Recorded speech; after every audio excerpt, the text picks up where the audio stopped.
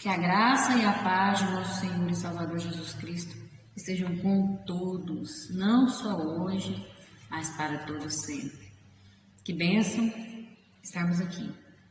Estou muito feliz de ter você aqui comigo, né? E creio que você vai sair daqui, depois desse vídeo, desse momento com Deus, você vai ser recompensado, vai sair abençoado, porque a palavra de Deus é fiel e não volta vazia. Estamos aqui trabalhando com o estudo da palavra de Deus através da escola bíblica dominical. E isso é uma bênção para nossas vidas. Para você que não me conhece, eu sou a Kellen Cristina, professora da escola bíblica dominical na Igreja Assembleia de Deus, Madureira, Campo de Turvânia. Meu pastor presidente é o pastor Uida Marques Luiz de Oliveira e a sua esposa, pastora Arlene Gonçalves. Estou aqui debaixo da bênção deles e deixo aqui a minha gratidão por acompanhar o meu trabalho, por apoiar esse trabalho, que é nosso, na verdade, né? Não é meu, é do Senhor, é a obra de Deus, é Ele quem faz, né? Mas eles, meus pastores, estão voltados para o estudo da palavra de Deus, né? A verdadeira aplicação da palavra de Deus. E isso é maravilhoso, né? Poucos pastores fazem isso. Graças a Deus que ainda existem os remanescentes fiéis. Então vamos lá, sem mais demoras, né? Vamos agora para a lição de número 5. Estamos aqui na lição de número 5. Trabalhamos aqui com a editora Betel. E estamos no 4º trimestre de 2021, com o tema Efésios, sobre o livro de Efésios, a Epístola de Efésios, uma exposição sobre as riquezas da graça, a misericórdia e a glória de Deus. Temos aprendido muito, graças a Deus. E a lição de número 5 vai trazer o título dizendo assim: Membros da família de Deus. Estamos aprendendo aqui sobre o plano da salvação. E agora vamos aprender o que acontece depois dessa salvação. E aqui nós vamos ver que nós nos tornamos membros da família de Deus. O texto áureo vai nos dizer assim: Assim que já não sois estrangeiros, nem forasteiros, mas co-cidadãos dos santos e da família de Deus. Efésios 2:19. A verdade aplicada nos diz: o perfeito sacrifício de Jesus Cristo resultou em reconciliação com Deus e permitiu que nos tornássemos membros de sua família. Aleluia, glória a Deus. Os objetivos dessa lição são estes: apresentar a posição de Israel diante de Deus, explicar como o sacrifício de Cristo nos trouxe a paz e falar sobre como nos tornamos a morada de Deus. Aleluia. Os nossos textos de referência encontram ali em Efésios capítulo 2, do 11 ao 14. Mas eu te aconselho a fazer um estudo de Efésios capítulo 2, o versículo 11 até o fim ali do capítulo, né? Do 11 em diante, até terminar o capítulo. Faça um estudo ali de cada versículo, né? Se você não entendeu, procure na internet, né, um estudo ali, ou procure com o seu pastor, com o seu líder, com o seu professor da escola bíblica, superintendente, alguém, né, para te orientar. Leia outras versões, né, versões mais fáceis de entender, para ter um estudo mesmo, um entendimento desses versículos. Isso é muito importante para nós compreendermos a palavra de Deus, né? E também vir acompanhado tudo isso de oração, né? Porque quando você ora e fala com Deus, pede para o Espírito Santo te revelar, aí sim você entende da forma que Ele quer nos revelar. Amém? Então vamos ler o que está disponível aqui. Portanto, lembrai-vos de que vós, noutro tempo, erais gentios na carne, chamados incircuncisão pelos que na carne se chamam circuncisão feita pela mão dos homens, que naquele tempo estáveis sem Cristo, separados da comunidade de Israel e estranhos aos concertos da promessa, não tendo esperança sem Deus no mundo.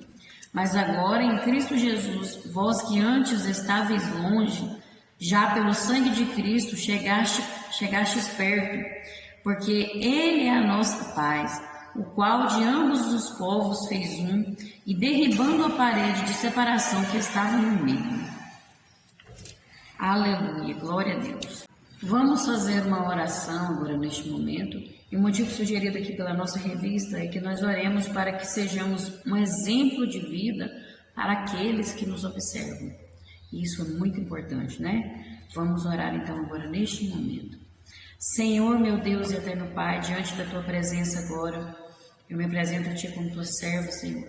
Eu engrandeço o Teu santo nome, porque o Senhor é o Deus Todo-Poderoso, grandioso, majestoso, que fez os céus e a terra, que sustenta todas as coisas. Meu Deus, eu Te louvo e bendigo o Teu santo nome. Senhor, neste momento agora, eu peço que o Senhor esteja me usando conforme o Teu querer e a Tua vontade. Fale aos corações que necessitam de ouvir a Tua voz. Faça uma obra maravilhosa nessas vidas que estão acompanhando este trabalho agora. Eu peço que o Senhor possa nos ajudar a ser exemplo para esse mundo afora, para as pessoas que estão nos observando. A Tua palavra diz que nós somos cartas lidas, que as pessoas possam olhar para nós e ver o brilho do Senhor e ver o Seu caráter, ó Deus, esse caráter tão maravilhoso, tão grandioso, esse caráter imutável, que possa ser refletido em nós, que possamos refletir verdadeiramente a semelhança de Ti, Senhor, porque nós somos feitos a Sua imagem e semelhança, mas muitas vezes o pecado destrói essa imagem, denigre essa imagem, que possamos resistir ao diabo, fugir da aparência do mal, que possamos abandonar os desejos da nossa carne, viver em santidade, separados deste mundo, e viver em espírito, para que as pessoas possam ver em nós o caráter do Senhor e possam desejar Te servir também, terem a vida transformadas também, assim como o Senhor nos transformou. Em nome de Jesus. É o que eu Te peço e Te agradeço, não só hoje, mas para todo sempre. Amém. A introdução vai nos dizer assim: após sua brilhante exposição sobre a doutrina da salvação, que foi o que vemos, né? Que nós vimos ali na lição 4, né? Sobre a brilhante exposição da doutrina da salvação que Paulo trouxe, agora ele vai tratar acerca da condição dos gentios antes de Cristo e revela como Cristo desfez as barreiras que havia entre judeus e os gentios naquele tempo. Olha, vai mostrar quem nós éramos antes, né? Nós já vimos ali, e vai mostrar assim o que havia ali entre gentios e judeus, né? Essa separação, e que Cristo veio para unir todos nós e nos tornar todos membros de uma mesma família. Oh, glória a Deus, olha que bênção. Nós vamos aprender mais sobre isso aqui, né? E nós vamos ver no tópico 1, um novo povo formado por Deus. Antes da vinda de Jesus, havia um desprezo muito grande por parte dos judeus em relação aos gentios, considerados indignos e incircuncisos. Essa era a realidade daquele povo. No tópico 1.1 vamos ver. Éramos gentios na carne, chamados incircuncisão. A Bíblia nos ensina que Israel foi o povo escolhido por Deus para lhe representar e anunciar a salvação diante das nações da terra. Porém, ao detestar e até desprezar os pagãos, Israel fez mau uso desse privilégio. De acordo com William Barclay, os judeus acreditavam que Deus amava apenas eles e mais ninguém. Eles diziam que os gentios haviam sido criados para serem combustível para o fogo do inferno. Até a vinda de Cristo, os gentios eram um objeto de desprezo para os judeus. Olha isso, né? Nós sabemos que o povo de Israel foi a nação escolhida, a nação separada para trazer a salvação, assim, anunciar essa salvação, né? Para os outros povos, para que através deles Deus mostrasse o seu amor, através deles Deus manifestasse a sua glória, o seu poder, né? Mostrasse quem Ele era, quem Ele é, né? E aí chamou ali Abraão. Nós sabemos da história que Abraão foi chamado, através dele, né? Deus iria abençoar todas as pessoas do mundo, da terra, ia fazer dele um povo, sua descendência seria muitos e um povo abençoado, né? A promessa de Deus estava sobre a vida de Abraão e os seus descendentes, né? Então foi um povo que Deus escolheu, mas com o tempo ali, o ser humano, né? Isso é do ser humano, eles começaram a se achar muito, achar que Deus, o amor de Deus era só para eles e não para as outras pessoas, né? E aí onde a pessoa é o ser humano, né? Isso é da nossa carne, faz parte dessa natureza caída, essa característica, né? Isso é soberba, de achar que é melhor do que os outros, essas coisas. Infelizmente, eles começaram a usar de forma errada o privilégio que Deus deu para eles, de ser um povo separado, ser a nação escolhida para abençoar outras nações. Se esqueceram que a promessa de Deus estava também para toda a humanidade, porque Deus prometeu isso para Abraão. Falou que através dele todas as famílias da terra seriam abençoadas. Mas eles se acharam demais e começaram a achar até que o povo, os outros povos, iam servir de combustível para o fogo do inferno. Olha isso. Olha isso. Veja. E para melhor esclarecer, nós vamos trazer aqui que todo aquele que não era judeu era gentil. Ah, mas que diferença está nisso? Os judeus tinham uma marca que foi algo que Deus orientou eles a fazer para eles serem separados, né? Quando fala de santo, é separado, para ser diferentes dos outros povos, né?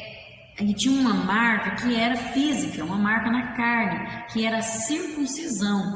A circuncisão era quando cortava o prepúcio, né? Que é aquela pele do órgão genital do homem ali. Cortava ali, né? Aquele excesso de pele ali, que hoje pode-se dizer que é a fimose, a cirurgia de fimose.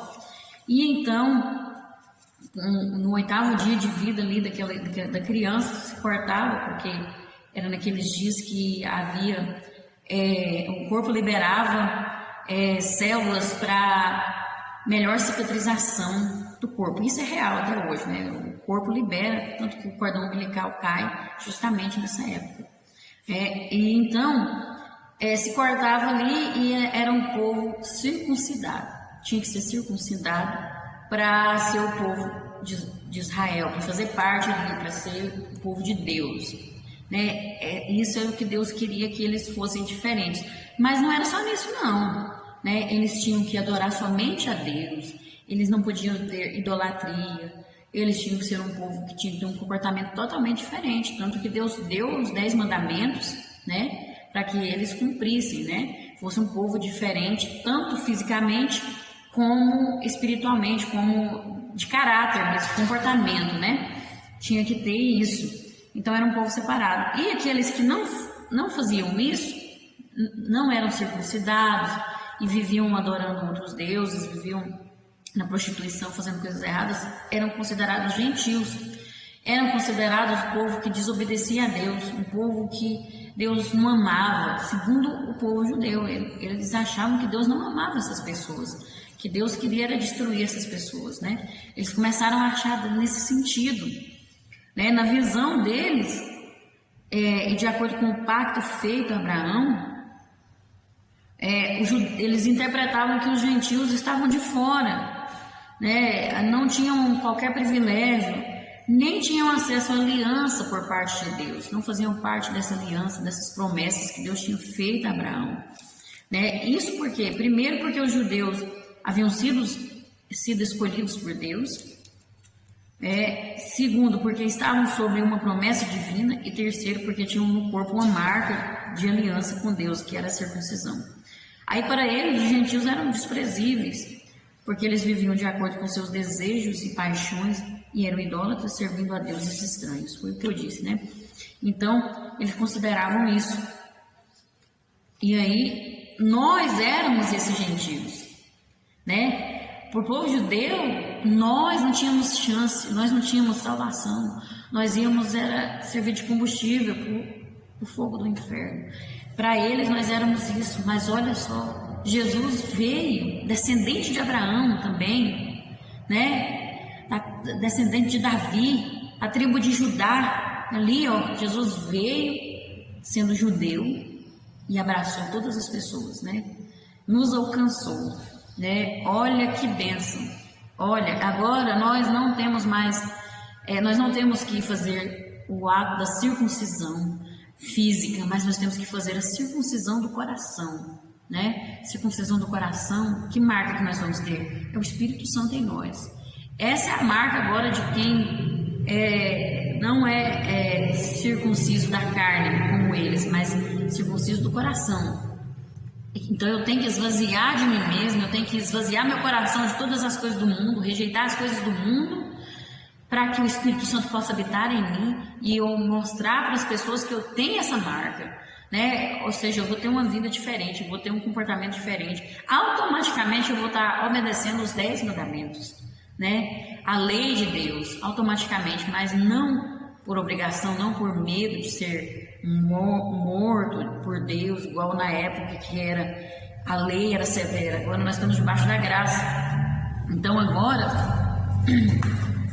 nós temos que obedecer, mas por amor, né? Com o coração. Por isso que é a circuncisão do coração, né? E aí nós vamos ver também no 1.2 que éramos sem Cristo e sem esperança. Que é a nossa situação que nós éramos, ó. Existem momentos que essa palavra é muito apropriada em nossas vidas. Lembrai-vos, está lá em Efésios 2:11. O teólogo William Hendrickson faz o seguinte resumo acerca da situação dos gentios naquele tempo. Estavam sem Cristo, sem Estado, sem amigos, sem esperança e sem Deus. Essa era a terrível situação do antigo mundo gentil antes de Cristo. Essa era a nossa situação. Nós, os gentios, nós estávamos nessa situação, sem Cristo, sem esperança, sem perspectiva de vida. Essa era a nossa situação. Nós vivíamos desta forma. Os judeus, eles esperavam o Messias, nunca duvidaram da vinda do Messias. E até hoje eles esperam o Messias, aqueles que rejeitaram a Cristo, que não aceitam a Cristo, não aceitam Jesus, ainda esperam o Messias. Nunca duvidaram. Mas e para os gentios? Que esperança havia? Como que seria para eles? Não tinha um Salvador, não tinha esperança. Olha, eu imagino que os judeus olhavam e pensavam, não tem jeito para isso aí, coitados, vai queimar lá no fogo do inferno, não tem jeito, sem esperança, sem Cristo. Essa era a nossa situação, né? O mundo pagão era um povo idólatra, com vício sexual, e também existia o comportamento homossexual, e os judeus olhavam para isso e consideravam dessa forma, né? Que consideravam que essas práticas, idolatria, vício sexual, comportamento homossexual, eram característicos do povo gentil, desse povo, né? E eles desprezavam esse povo, desprezavam. E nós também estávamos nessa situação desalentadora. Estávamos sem qualquer perspectiva de salvação. Nós éramos inimigos de Deus. Estávamos fora com todas as letras. Estávamos sem solução, sem saída. E tem coisas que as Escrituras nos mandam esquecer. Temos que esquecer o nosso passado e olhar para o futuro. Esquecer aquilo de ruim que nós já vivemos. Mas é muito bom isso também, muito importante, né? Não ficar olhando para o passado, mas olhar para o futuro. Futuro, nossa salvação, né? Mas tem coisas que nós não devemos esquecer. Tem coisas que nós devemos lembrar, sim. E uma delas é a misericórdia com a qual o Senhor nos tornou salvos, com a qual o Senhor nos alcançou. Essa misericórdia que nos permitiu ser cidadãos de seu reino. Essa misericórdia que nos trouxe a salvação. Isso nós não devemos esquecer. Nós não devemos esquecer de quem nós éramos. Nós éramos sem solução, sem esperança, sem Cristo. E não existe nada maior do que a salvação. Olha que maravilhoso isso. Nós estávamos como esses estavam, como gentios. Nós éramos esses gentios. E muitas vezes nós estamos agindo como o povo de Israel. Olhando para aquelas pessoas que estão lá no mundo, que estão nas drogas, que estão no álcool, que estão nos vícios, que estão na prostituição, que estão cometendo crimes, né? Matando pessoas, cometendo roubos e furtos. Estamos olhando como o povo de Israel, olhando e pensando, coitadinho daquele ali, vai lá com fogo no inferno. Não tem jeito não, aquilo ali merece, não, tinha que ter morrido mesmo, que bandido lá, não, tá fazendo a limpeza, mereceu.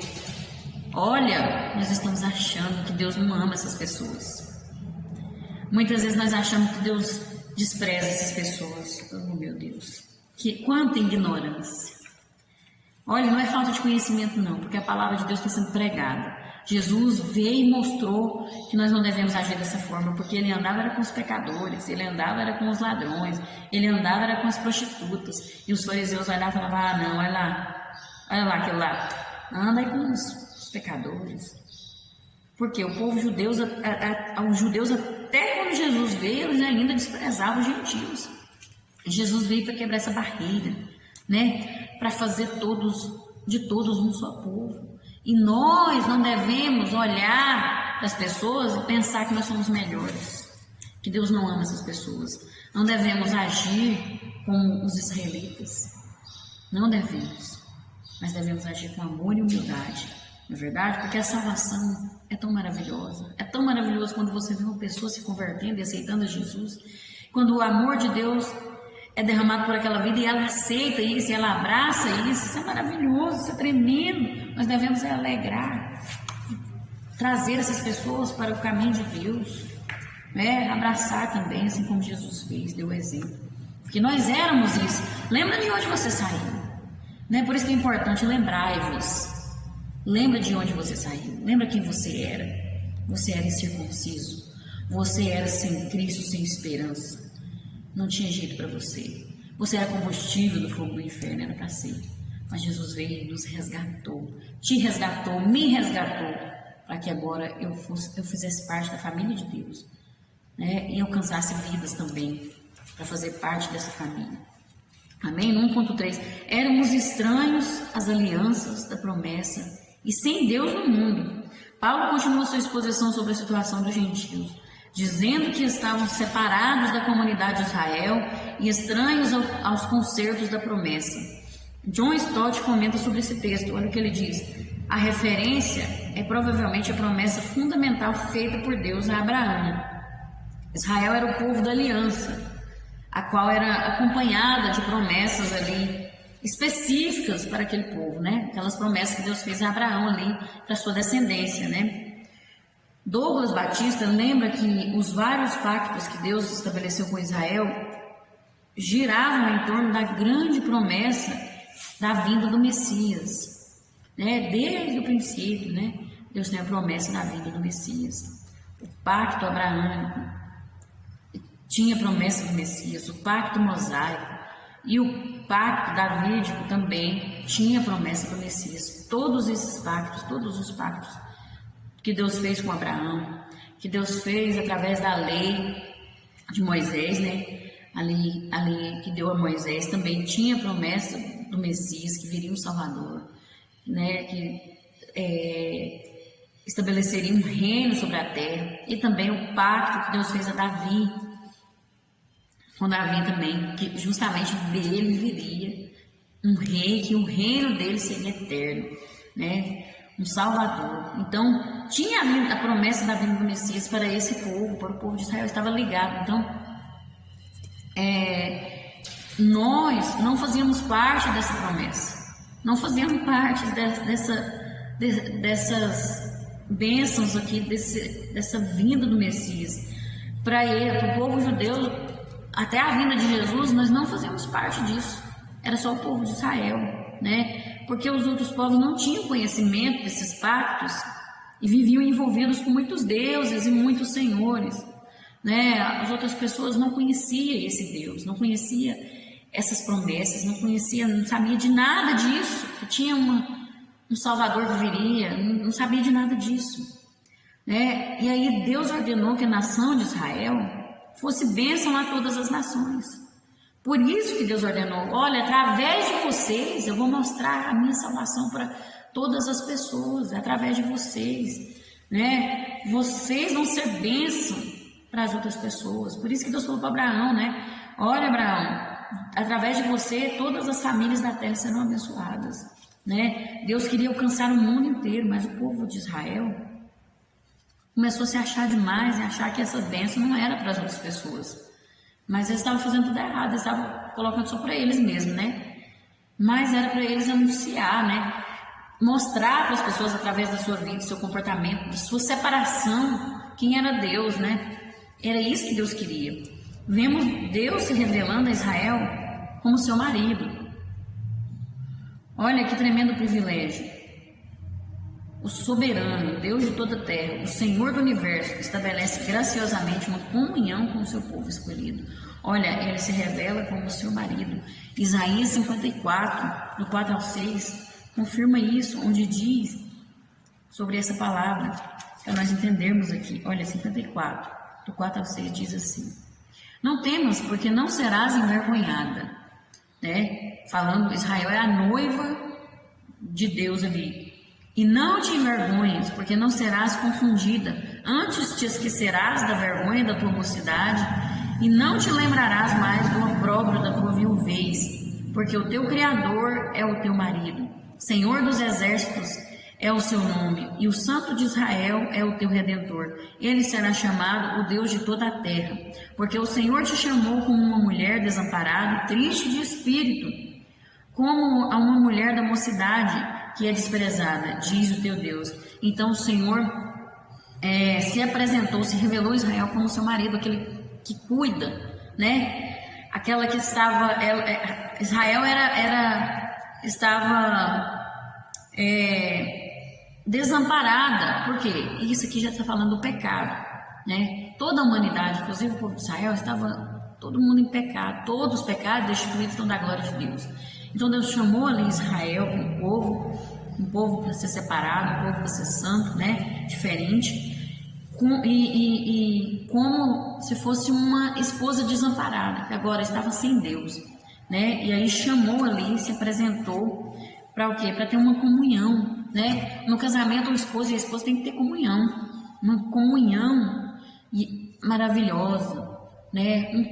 Um conhece o outro, um sabe a necessidade do outro, um cuida do outro. Isso é comunhão. E aí, Deus estabeleceu essa comunhão com o seu povo escolhido. Uma comunhão maravilhosa, uma comunhão graciosa, né? De cuidar do seu povo e do seu povo se submeter, né? Ao seu propósito. Quando fala de submissão, por isso que Deus fala que a mulher tem que ser submissa ao esposo, porque submeter quer dizer ter o mesmo propósito. O propósito que Deus queria para Israel, eles tinham que se submeter a esse propósito. E Deus iria cuidar deles, né? Tinham bênçãos sobre a vida deles. Então Deus se revelou dessa forma. Paulo diz que pelo tropeço e endurecimento de Israel fomos encharcados. Aí o que acontece? Foi chamado, foi a esposa ali, né? Israel é a esposa, é a noiva do Cordeiro. Mas aí eles rejeitaram Jesus. Quando o Messias veio, o Messias da promessa ali, do pacto com Abraão, do pacto com Moisés, do pacto com Davi, quando veio o Messias da promessa, eles rejeitaram, desprezaram. E o que acontece? Quando eles desprezaram, aí deu oportunidade para a humanidade. Já era um propósito de Deus de eles desprezarem o Messias para que as outras pessoas fossem alcançadas, na verdade, porque o que Deus queria eles não fizeram, que era de alcançar outras vidas. Eles se acharam demais, né? Então aí veio o Messias, já era tudo fazia parte do plano de Deus, né? Deus não teve que bolar um plano B, não, tudo já fazia parte do plano de Deus, porque Deus é onisciente. Deus, na sua presciência, ele já sabe tudo antes de acontecer. Então aí foi pelo tropeço e endurecimento de Israel que nós fomos enxertados, né? Na oliveira, a oliveira, né? Os ramos foram quebrados, ali foi o povo de Israel, e aí nós fomos enxertados. Agora nós fazemos parte da família de Deus, né? E não significa que ele desprezou o povo de Israel, mas que abriu a possibilidade para que nós fôssemos salvos, que nos achegássemos a Ele e não fôssemos mais estranhos à promessa, para nós termos acesso a essa promessa, né? Porque nós éramos estranhos a essas alianças, às promessas dessas alianças, e nós não tínhamos Deus no mundo, não tínhamos uma solução. Nós ficamos como aquela mulher viúva, né? Aquela esposa desamparada. Aí, para ele não nos deixar nessa situação, ele também nos alcançou através do endurecimento do coração do povo de Israel, né? E aí, depois, todos os povos serão um só. Tanto Israel, tanto os judeus como os gentios serão um só. É isso que Deus quer fazer. De dois povos, Deus fez um só. Nós somos um. Somos os filhos de Deus. Fazemos parte da família de Deus. E isso é maravilhoso. Agora nós temos acesso a essas bênçãos através de Jesus Cristo. Através de Jesus temos acesso a essas promessas e não somos mais sem Deus. Agora nós temos um Deus que vela por nós. Agora nós temos o nosso Salvador, o Redentor da nossa alma, aquele que morreu na cruz para nos salvar. Aleluia, glória a Deus. Tópico 2, nós vamos ver a unidade do corpo de Cristo. Aí nós vimos que Deus, quem nós éramos, né? E aí Deus fez de dois povos um só, né? Por causa do seu amor e através de Jesus Cristo, né? Agora nós vamos ver a unidade desse povo, né? Dessa família.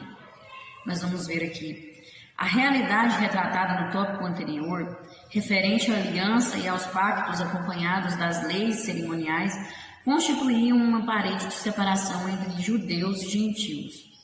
Inclusive, o próprio templo em Jerusalém retratava essa separação, porque ali havia o pátio que era dos gentios e o pátio dos judeus. A parte que era dos judeus, os gentios não podiam entrar de forma alguma, né? Não podia, era proibido. Somente os judeus que podiam e tinham acesso ao ensinamento da lei de Deus, a lei da Torá, né? Que era a lei ali era ensinada e os gentios não tinham acesso a isso, não.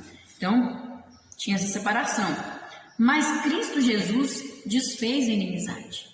Ele veio e desfez, derrubou o muro que havia entre esses dois povos, né? E nós vamos ver aqui no 2.1, estávamos longe e chegamos perto. A obra expiatória realizada por Jesus Cristo pôs um ponto final nas divergências sociais, culturais e religiosas entre judeus e gentios. E Paulo usa duas palavras para explicar esse contraste. Ele vai dizer lá em Efésios 2,13, longe e perto, essas duas palavras, que lá diz assim, ó: mas agora em Cristo Jesus, vós que antes estavais longe, já pelo sangue de Cristo chegaste perto, né? Ele usa essas duas palavras, longe e perto. Nós estávamos longe, agora chegamos perto. A situação do povo gentílico era semelhante à de navegantes que sem bússola ou guia flutuavam em um navio sem leme à noite, sem estrelas no meio do mar tempestuoso e longe do porto. Olha que situação desesperadora. Perdidos, né? Sem rumo, sem direção, sem esperança. Era a situação que nós vivíamos. Olha só, nós estávamos longe, longe de tudo, longe de Deus. E aí, o que acontece? Tudo mudou pela fé em Cristo. Agora houve mudança, porque Cristo chegou, né? Trouxe, o véu do templo foi rasgado, né? E ali, para mostrar que não tem mais aquela separação, que aquele véu separava, né? Não tem mais separação, não tem mais esse negócio de povo judeu ser separado do povo gentil. Agora tudo mudou pela fé em Cristo. Todos aqueles a quem o evangelho é preparado têm a oportunidade de pregar, têm a oportunidade de se aproximar, né?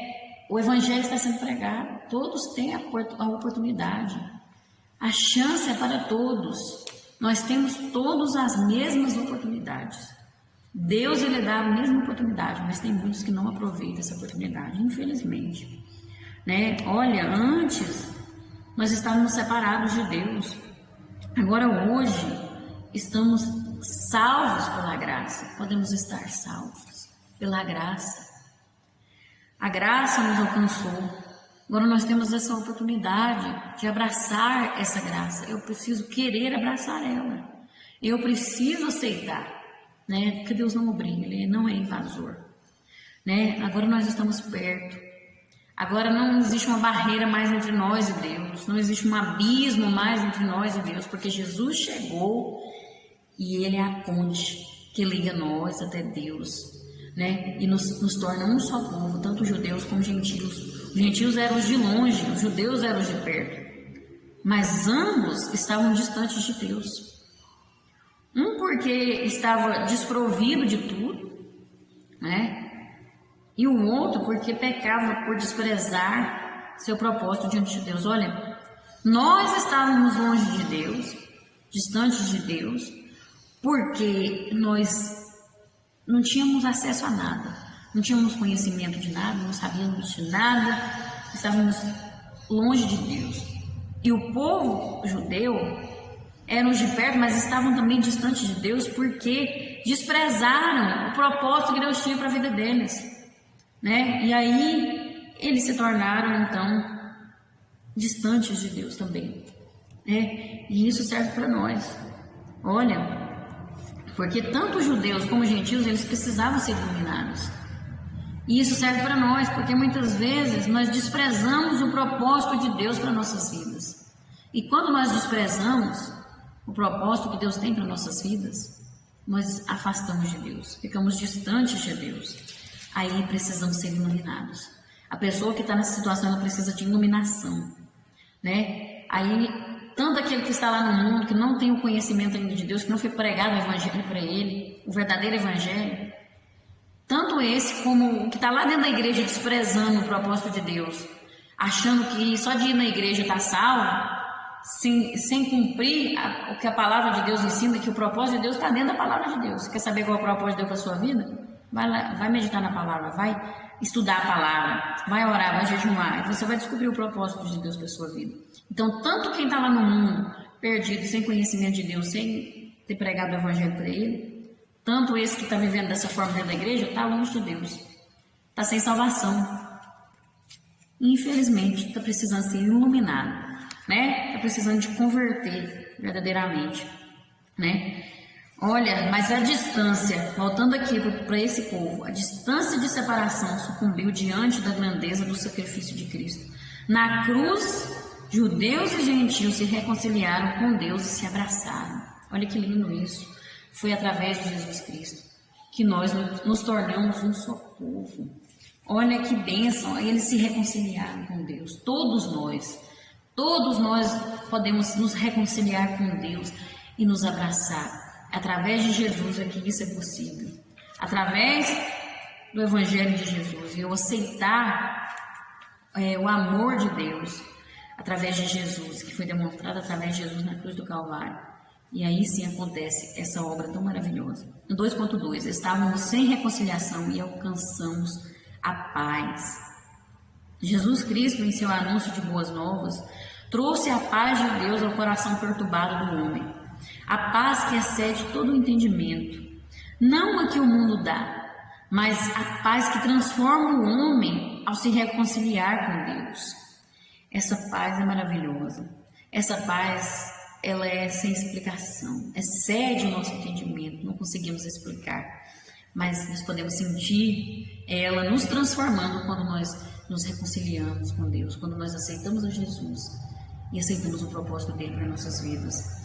A obra de Jesus Cristo na cruz do Calvário não apenas concedeu a paz entre Deus e nós, mas também estabeleceu a paz entre os dois povos, né? Povos que eram inimigos, um que desprezava o outro, né? Agora estabeleceu a paz entre os judeus e gentios. Agora nós podemos ser um só povo. fazer parte do mesmo propósito, da mesma família, da mesma aliança, das mesmas bênçãos. Olha que maravilhoso!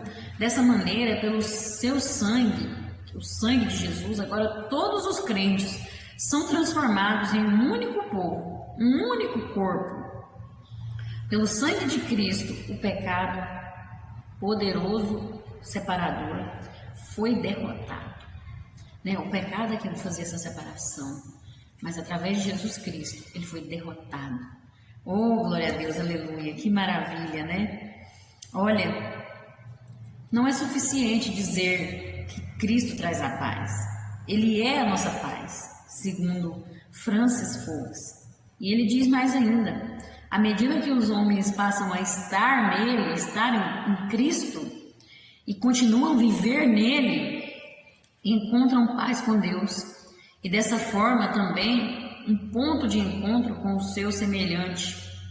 Quaisquer que tenham sido anteriormente as divisões de raça, cor, posição social ou credo. Olha, mesmo com divisões que existem, desigualdades no mundo, quando nós aceitamos a Jesus e passamos a viver nele, estar nele, essa paz faz com que nós tenhamos uma noção de igualdade, que nós somos, nenhum é melhor do que ninguém, que não existe cor, que não existe raça, que não existe rico nem pobre, que não existe nada disso, mas que existe um só povo diante de Deus. Quando essa paz entra na nossa vida, é tremendo, é maravilhoso, essa paz, mas nós precisamos o quê? Continuar, estar nele, continuar a viver nele. Porque ele fala que a nossa alma vai encontrar descanso se nós vivermos os propósitos dele. Esse descanso que fala, quando ele fala: tomai sobre vós o meu jugo e aprender de mim, que sou manso e humilde de coração, e encontrareis descanso para a vossa alma. Quando Jesus diz isso, esse descanso é essa paz aqui. É a paz que excede todo o entendimento. Mas eu tenho que viver nele, estar nele, tomar o jugo de Jesus, abandonar as coisas do mundo, rejeitar, desprezar, esvaziar de mim mesmo, negar a mim mesmo, tomar a cruz também. Olha, tudo interliga aí esses versículos, e isso é tremendo, E nós estávamos sem essa reconciliação, sem paz. Agora nós temos paz em Jesus, nós fomos reconciliados uns com os outros e com Deus. E isso é maravilhoso, que possamos valorizar essa obra maravilhosa. E no 2.3, éramos dois povos e nos tornamos um só povo. Elianai Cabral cita que a cruz de Cristo serviu de elo de reconciliação e também de destruição. Olha, ela foi o imã para a reconciliação dos homens com Deus, e foi também o símbolo de morte e destruição das inimizades existentes entre Deus e o homem. A destruição da inimizade, a destruição do muro de separação. Esse é o símbolo, Reconciliação e destruição. No templo antigo havia uma parede que separava os judeus dos gentios, onde um gentio era proibido de avançar. Agora em Cristo não existe mais parede nem templo, é isso que eu falo. Estou falando aqui muitas vezes. A destruição do muro. O muro que separava o povo, agora em Cristo não existe mais parede nem templo. Hoje somos todos iguais diante de Deus. Pela graça nos tornamos filhos de Deus, herdeiros juntamente com Cristo, povo santo de Deus e membros de sua grande família. Olha que maravilha. Todos um só. Uma só família. Não é aquela família desunida, não é aquela família bagunçada, não, mas é com amor, humildade, uns pensando no outro, Em Cristo há um só corpo, a união, tem que ter união. O corpo ele é unido, não é separado, não é membros separados. Se você arrancar o dedo, você vai sofrer, E Cristo é a cabeça. Tem que lembrar disso. É Ele que está no comando de tudo, é Ele que está no controle. Nós somos o corpo, é Ele que coordena todo o corpo. É Ele que coordena a igreja. Tem que ter união. Se não tiver união, aí todo o corpo padece. Pega a sua mão e bate com um martelo no seu dedo para você ver. Todo o corpo vai padecer, então você não pode ferir o seu próximo, você não pode machucar o seu irmão, né? Porque toda a igreja sofre, todo o povo, toda essa família sofre, né? Não há judeu ou gentio, escravo ou livre, varão ou varoa, mas todos são um só em Cristo Jesus, um só povo, né? Não existe esse negócio de separação, não pode existir, não deve existir. O homem é melhor do que a mulher. Não existe, né? A promessa de Deus é para um povo, né? Desde o princípio, desde a criação do homem e da mulher, né? Deus falou de forma geral. Deus não falou só para o homem fazer isso e aquilo, que ele ia conduzir, que a mulher não poderia ter um ministério. Não, né? E até o ide de Jesus é para todas as pessoas. Deus não falou assim, ide homem, ide mulher, não. Ide por todo mundo, pregar o evangelho para todas as pessoas, para mim e para você, né? Então não existe, perante Deus não existe esse negócio de separação, né? Varão, varoa, escravo, livre, judeu, gentil, não existe. É uma família. Nós somos a família de Deus, né? Nós temos que viver os propósitos de Deus. Nós éramos dois povos, agora nós nos tornamos um só povo, né? Perante Deus você é especial, você é amado. Jesus morreu na cruz por você, né? E eu não posso te desprezar porque eu estou aqui lecionando, eu sou professora da escola bíblica, eu sou pastora, eu sou diaconisa, eu sou não sei o quê, eu sou profeta de Deus. O outro fala, eu sou obreiro, eu sou presbítero. Aquele lá que está lá no mundo, ele é desprezado. Não faz parte do povo de Deus.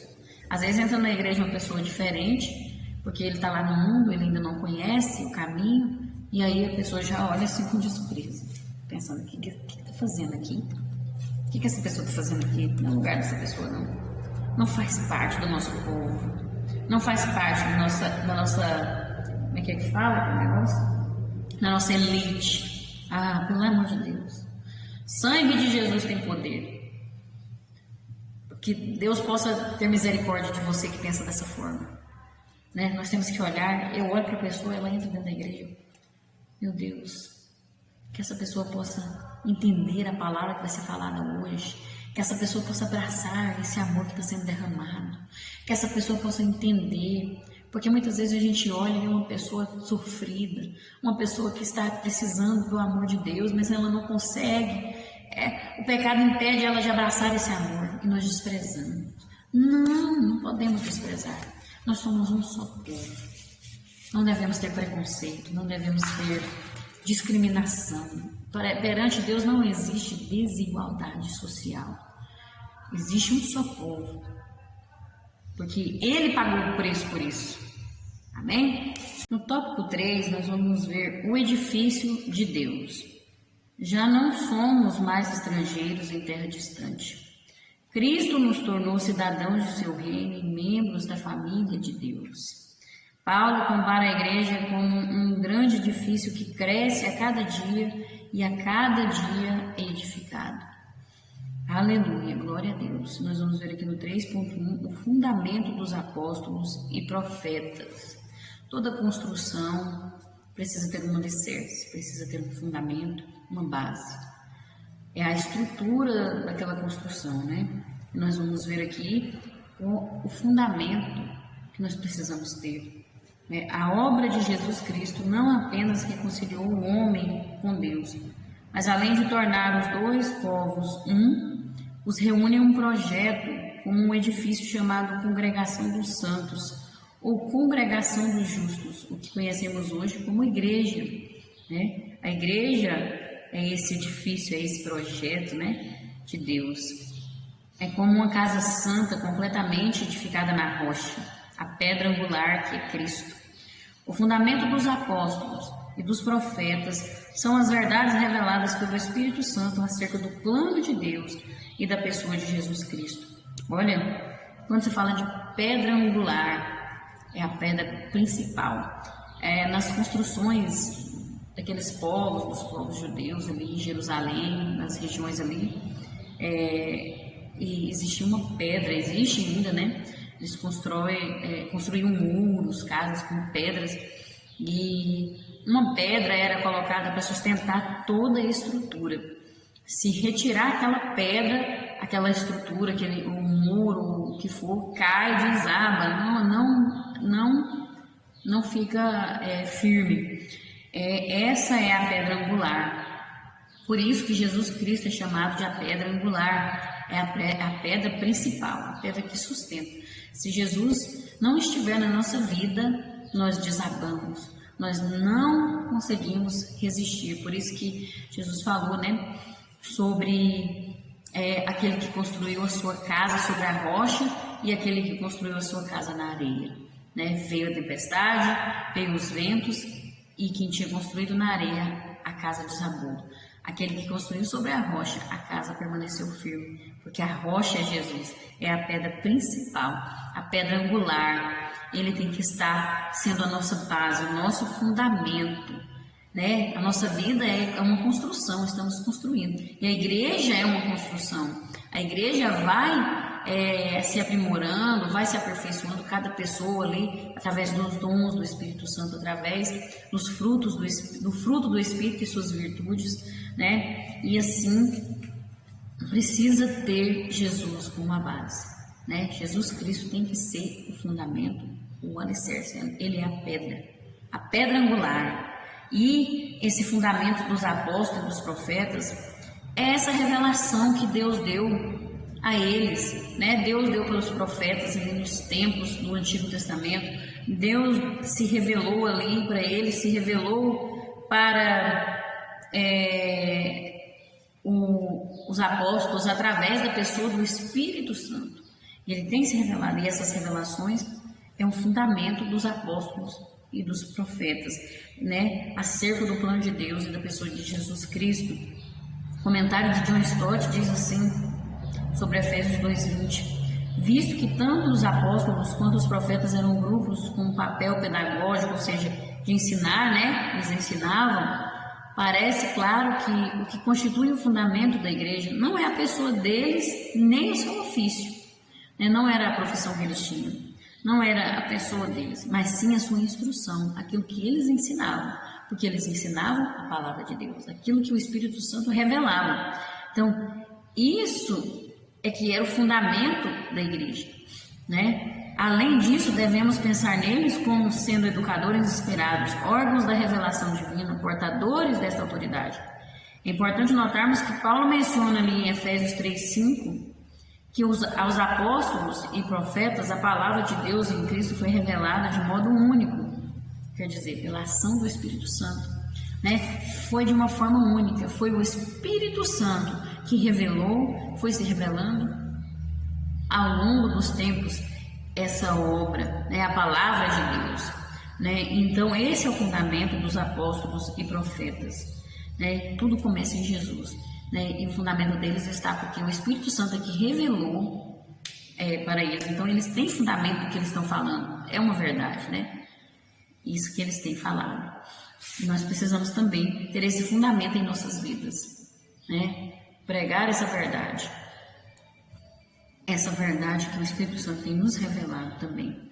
3.2, nossa posição no edifício de Deus. Para ilustrar nossa posição em Deus, Paulo usa a figura de um edifício. Pensa a igreja como parte de um grande edifício e em cada cristão como uma pedra viva no serviço da igreja. Paulo nos apresenta a igreja como um edifício que cresce dia a dia, indicando assim uma construção progressiva e contínua, né? E nós temos uma posição, né? Cada um tem um papel importante, cada um, Deus deu um dom para que a igreja cresça, para o crescimento uns dos outros, né? Crescimento meu e seu, né? Quando eu recebo o dom aqui de falar a palavra de Deus, de interpretar a palavra, de pregar, ou de louvar ao Senhor, ou de qualquer coisa, eu estou aqui transmitindo essa palavra, ou eu estou cantando na igreja, estou louvando, isso é para a edificação da igreja, né? Não é para mim mesmo, eu sou edificada também, Mas o mais importante é a edificação da igreja. Por isso que nós temos que meditar na nossa posição. O que eu estou fazendo? O que eu estou pregando? Estou pregando a verdade? O que eu estou louvando? Está edificando? Está fazendo a igreja crescer? Né? A igreja é para crescer dia a dia. Né? Uma construção progressiva e contínua. Por isso que eu tenho que meditar. Tem que ter o fundamento no Espírito Santo. Eu não posso falar de mim mesmo, né? Foi o que falou no 3.1. Eu não posso falar de mim mesmo, porque se eu falar de mim mesmo, se eu falar coisa que eu não sei, se eu pregar heresia, a igreja não vai crescer, né? A igreja não vai crescer. Por isso que o fundamento dos apóstolos tem que ser o nosso, que é o Espírito Santo revelando Jesus Cristo para nós, né? O Evangelho de Jesus. É o Espírito Santo que faz a obra, né? E para a igreja crescer, né? Uma construção progressiva e contínua. Olha, e essa construção, essa figura de um edifício aponta para uma coletividade. Coletividade é o contrário de individualidade, individualismo, né? Porque individualismo é um só, né? Coletividade é muitos, né? Juntos ali, ó, coletivo, né? E isso é muito enfatizado na palavra de Deus. Na Escritura, fala muito dessa coletividade, dessa união, né, do corpo de Cristo, da igreja que é o corpo, né, que nós não somos sozinhos, que nós temos que cuidar uns dos outros, e é muitas vezes desprezado por alguns da igreja. As pessoas desprezam, sempre que a palavra de Deus enfatiza tanto, dá tanta importância para isso, e as pessoas desprezam, porque é necessário ter essa comunhão, e as pessoas não estão cultivando essa comunhão dentro da igreja local. Existe uma competição, uma briga, um querendo aparecer mais que o outro, sendo que quem tem que aparecer é Jesus, não é eu nem você, é Jesus que tem que aparecer, né? Se eu estou aqui falando, é porque Ele está fazendo essa obra, é Ele que está aparecendo, a glória dele tem que ser vista em mim, tem que ser vista em você. E fica uma competição, uma palhaçada dentro da igreja, pelo amor de Deus, misericórdia. O povo, não, só Deus para ter misericórdia. Eu fico revoltada, fico incomodado do outro fazer uma coisa, sendo que está fazendo, sendo que é para a glória de Deus. Ah, você está passando da minha frente, é isso e aquilo, né? Porque aqui quer aparecer. Ah, não, gente, não é eu nem você que aparece, não. É Jesus. Entenda a sua posição no edifício. A nossa posição é ser usado por Deus. A nossa posição não é cabeça, não. Cabeça é Cristo. Fundamento é Ele. Ele é que é a pedra principal. Ele é que é a pedra angular. Nós só somos parte desse edifício. Somos todos iguais. Né? E quem é principal aqui, quem tem que aparecer é Jesus, não é eu e você, não. E nós precisamos cultivar essa comunhão na igreja, acabar com essa palhaçada de competição, de querer aparecer. Vai converter, a pessoa precisa converter, você sabe por quê? Porque ela está alimentando só o eu. Quando a pessoa quer aparecer, quer que a glória apareça para ela, que tem que falar o nome dela, que isso e aquilo, é porque ela está na carne, então precisa converter, renunciar, tem que ter renúncia, porque senão a igreja não cresce, não. A igreja faz morrer, faz adoecer, né? O edifício vai crescer como? Esse edifício de Deus, né? Nosso Deus, tem que ter renúncia para a igreja crescer, né? A igreja, como resultado do sangue de Cristo derramado na cruz, continua a crescer, constantemente edificada pela obra do Espírito de Deus, até o aparecimento da glória do grande Deus e nosso Senhor Jesus Cristo. Quem faz a obra é o Espírito Santo, né? Mas aí eu preciso esvaziar de mim mesmo, eu preciso renunciar. É o que eu estou falando, sem renúncia não tem crescimento, né? Como que o Espírito Santo vai operar se eu não permito?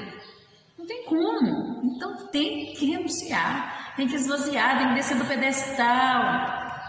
Oh, meu Deus!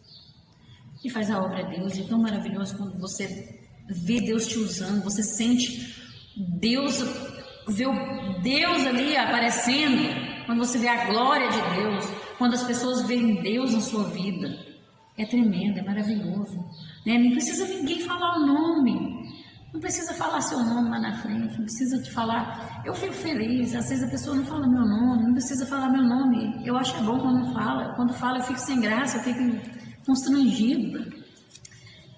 Mas quando fala assim, que obra maravilhosa que está sendo feita. Olha isso, olha Deus, eu estou vendo Deus ali, eu estou vendo o agir de Deus.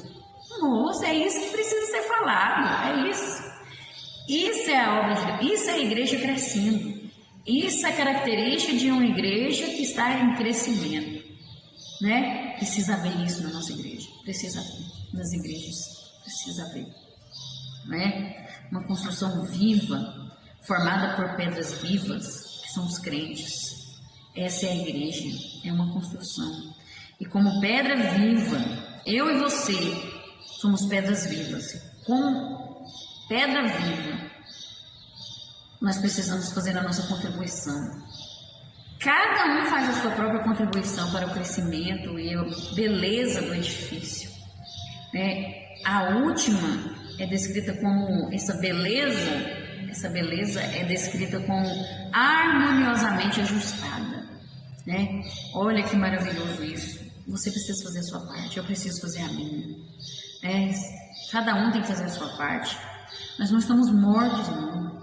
Jesus já nos ressuscitou, Através de Cristo nós temos vida. Então vamos portar como pedras vivas, crentes verdadeiros que refletem o caráter de Deus. Mas tem muitos que estão mortos, não são pedras mortas ali, que não faz nada, só serve para atrapalhar, Mas você pode mudar de vida e servir para edificar, Para edificar, para que essa construção, esse edifício cresça e reflita a beleza de Cristo nela. E as pessoas olharem e falar assim, eu tenho vontade de ir naquela igreja, eu quero ir naquela igreja. Não, você já ouviu falar lá naquela igreja, os irmãos são amorosos, uma união que aquelas pessoas têm, E você vê que ali tem a manifestação do poder de Deus, porque as pessoas dão glória para Deus, não para si mesmo. Eu quero ir para aquela igreja. É um povo diferente, é um povo... Olha que maravilhoso a gente ouvir isso. Isso é tremendo, isso é maravilhoso. Precisamos fazer a nossa parte, Ver qual é a nossa posição nesse edifício e cumprir a nossa missão. Qual é a nossa função ali? Fazer a nossa parte, em nome de Jesus, amém? No 3.3, morada de Deus em espírito. Olha, que posição maravilhosa. Que posição diante de Deus, ser morada de Deus, meu Deus, isso é tremendo. Recebemos uma salvação muito poderosa em Jesus Cristo. Como gentios estávamos totalmente fora de qualquer promessa da parte de Deus e de um Salvador. Estávamos fora de tudo. Mas a expiação de Cristo não somente tornou possível a nossa entrada no templo, mas também nos tornou o seu próprio templo. Ele nos fez seu próprio templo, sua habitação através do seu Espírito Santo em nós. Olha o que ele fez. Olha o que Deus fez, que amor é esse. Eu me lembro quando Davi e Salomão tiveram a ideia de construir um templo, E aí, o templo para o Senhor, E aí vem aquela meditação que fala assim que um Deus tão grande, um Deus tão maravilhoso, como pode habitar em templos humanos?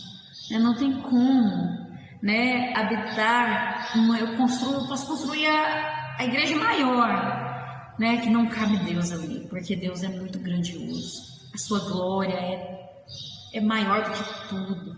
Não irá caber ali dentro daquela igreja, mas Ele permitiu, fez de nós morada dele. Olha que tremendo, nós sendo tão pequenos, tão falhos, nós sendo tão miseráveis, pecadores, e um templo que é tão bonito, uma igreja, o templo de Salomão, que era o templo mais majestoso que existia, mas ele se esvaziou de si mesmo, se fez carne, habitou entre nós, se fez homem, sofreu tudo o que eu e você sofrem, para que Ele pudesse habitar em nós, para que isso pudesse acontecer. Veja que maravilha isso. Quem somos nós? Quem somos nós? Nós não somos nada. Mas Ele nos amou a si mesmo, Ele nos ama e nós podemos hoje ser morada de Deus. Esse Deus tão grandioso, habitando em mim, habitando em você. Isso é tremendo demais. Isso é maravilhoso.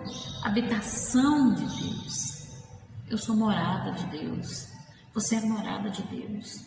Mas para isso acontecer, eu tenho que esvaziar do meu eu. Eu tenho que esvaziar de mim mesmo. Para que Ele possa viver em mim. Para que eu possa ser o templo dEle. Um templo onde Ele vai operar, onde Ele vai nos transformar. Somos moradas de Deus em espírito.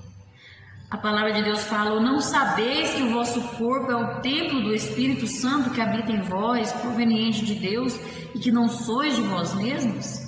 Eu não sou minha, eu sou de Deus. Eu sou o templo de Deus, templo do Espírito Santo. Olha que maravilha. E esse fato tem que despertar em nós algo maravilhoso e algo muito importante, que nós devemos pensar acerca de nós mesmos, que nós não somos independentes. Não somos independentes, como se nós tivéssemos plenos direitos sobre o que fazer com o nosso corpo, como muitas pessoas gostam de expressar. Eu posso fazer o que eu quiser do meu corpo. É meu? Não. Você está enganado. Nós somos templo do Espírito Santo. Ele tem ciúme de nós, Ele tem cuidado do nosso corpo. Então nós não temos que nos portar de qualquer maneira, fazer o que quiser do nosso corpo. Temos que fazer aquilo com o nosso corpo que vai permitir o Espírito Santo habitar em nós. Temos que cuidar do nosso corpo para a honra e glória do Senhor, para a glória de Deus e não para a nossa própria glória, não para a nossa vaidade, Tem que vir a intenção do coração, Eu vou fazer isso aqui no meu corpo. Para que você vai fazer? Eu vou vestir essa roupa aqui. Para que você vai vestir? Eu vou colocar essa joia. Eu vou colocar essa tiara. Eu vou colocar isso e aquilo. Eu vou fazer essa maquiagem no meu corpo. Para que você vai fazer? Olha a intenção do seu coração. Não é errado, A palavra de Deus não fala contra isso. Mas para que você vai fazer? Olha para si, examina-se a si mesmo. E para que você vai fazer isso? É para a sua vaidade?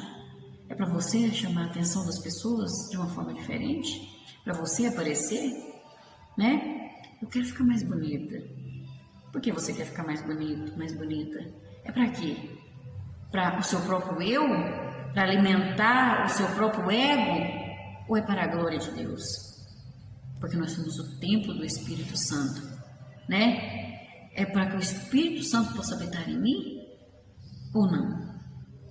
Então, tudo vai da intenção, Nós não somos independentes, Nós dependemos de Deus. Ele nos fez, nós somos dele.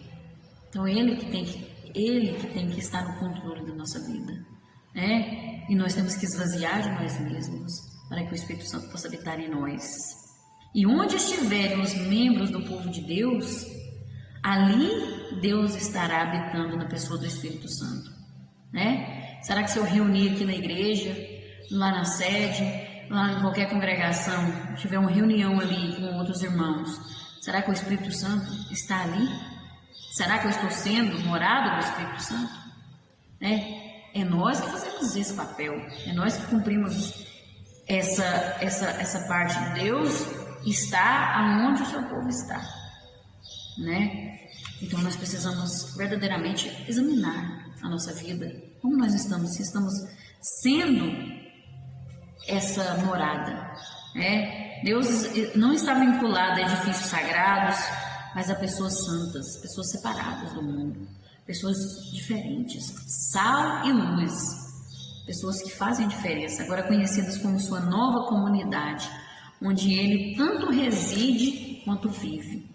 Ele vive em nós, Ele está em nós, Oh, aleluia! Que possamos ser morada do Espírito Santo verdadeiramente. Não só cantar um hino dizendo que eu sou morada, habita em mim, isso aqui, mas viver verdadeiramente.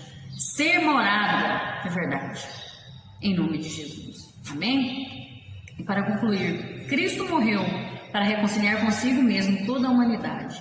O resultado é que não somos mais estrangeiros, mas sim cidadãos do reino sobre o qual o Senhor reina. Somos a família que Ele ama e o templo em que Ele habita.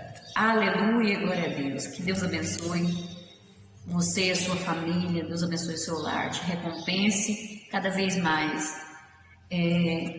Eu oro a Deus por todos vocês que têm acompanhado este trabalho, você que curte, você que compartilha, você que se inscreveu nesse canal, você que ora, que intercede por este trabalho, por mim, por minha família.